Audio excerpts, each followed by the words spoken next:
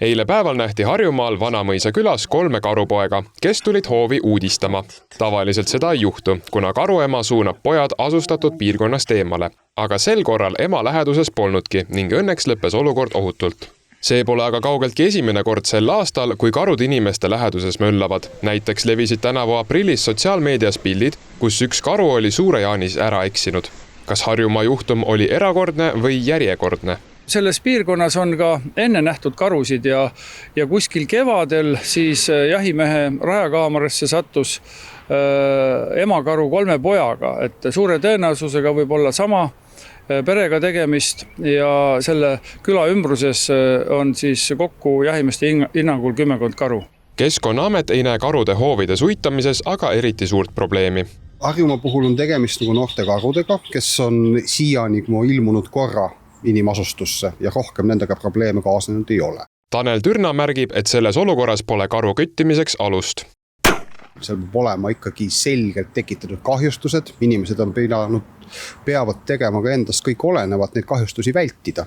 Ja lisaks peab olema seal ka tugev ikkagi rahaline mõõde juures. Või siis peab see karu olema muutunud ohtlikuks. Sel juhul me väljastame eriloa. Just selline eriluba anti välja näiteks alles eile.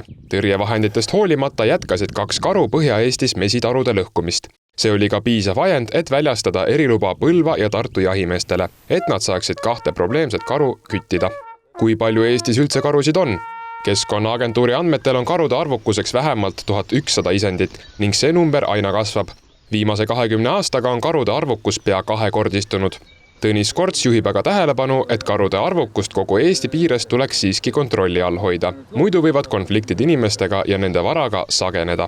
Teadlased on soovitanud selle loo ajal küttida kuni 150 karu ja kui nüüd ainult ükshaaval need lubasid välja anda, siis kindlasti see arvukuse tõusu ei peata ja on võimalik prognoosida, et see konfliktide arv suureneb.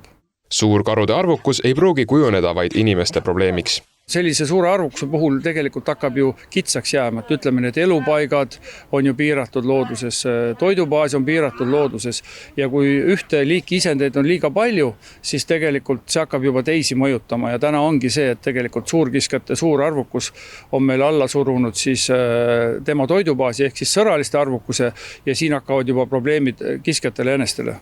Kui rääkida aga rahalistest kahjudest, siis Keskkonnaagentuuri raporti kohaselt on suures tõusutrendis nähtus, kus karud silorulle kahjustavad. 2023. aastal kahjustati üle 1200 silorulli. Kõigest 2 aastat hiljem tegid karud pea 2-kordse tulemuse ehk 2244 silorulli. Mida aga teha, kui juhtute ise karu kohtama, näiteks metsas? Juhul, kui me juba looduses või kuskil mujal kohtume karupoega, siis tuleb kindlasti olla väga ettevaatlik, sest karupoegade puhul on ema lähedal viibimine juba üsna tõenäoline. Et siis tuleks kindlasti jääda rahulikuks, vältida silmsidet, äkilisi liigutusi ja hakata taanduma tuldud suunas, et vältida seda võimalikku rünnakut.